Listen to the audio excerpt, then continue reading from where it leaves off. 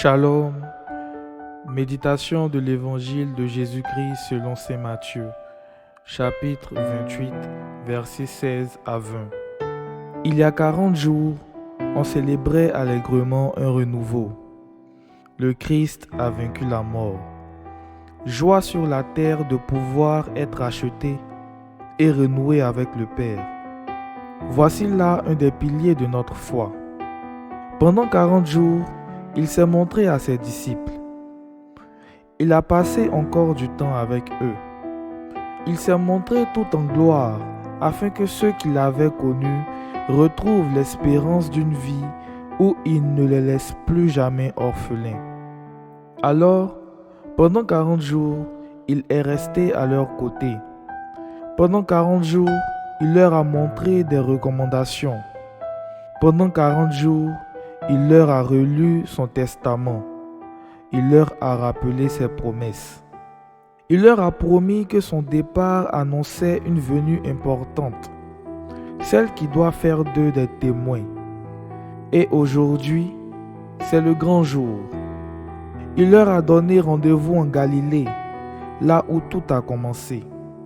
Aujourd'hui, c'est à nous que Jésus donne rendez-vous au tout début de notre histoire avec lui, sur la montagne, dans la prière, seul avec lui. Rappelle-toi des premiers moments avec lui, mais aussi de la peine quand tu pensais l'avoir perdu, quand comme Pierre tu l'avais renié, quand comme les autres disciples tu l'avais fui. Ce rendez-vous aujourd'hui n'est pas un au revoir, c'est un envoi en mission. Le Christ nous appelle à aller témoigner de ce que nous avons vu, entendu et goûté auprès de lui. Des grandes victoires comme des terribles chutes. Il nous envoie pour être ses témoins, afin de ramener les fils vers le Père. En plus, il nous demande de leur apprendre à garder les commandements et enseignements qu'il nous a donnés. Cet apprentissage passe peut-être par les dires, mais encore plus, c'est par l'exemple que nous pourrons accomplir cette tâche. Mais comment apprendre aux autres ce que nous ne connaissons pas?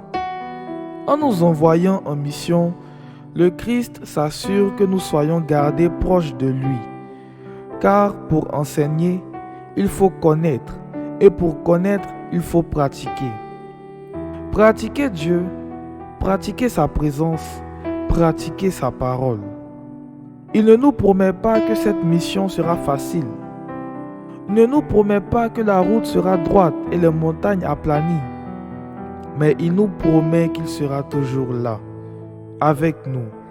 Et sa présence vaut toutes les autres présences du monde et même les surpasse. Alors, bonne fête de l'Ascension. Ne gardons pas seulement les yeux fixés sur le Christ qui s'élève dans les cieux, mais détectons-le dans les autres, afin d'accomplir la mission qu'il nous donne avec amour. Shalom.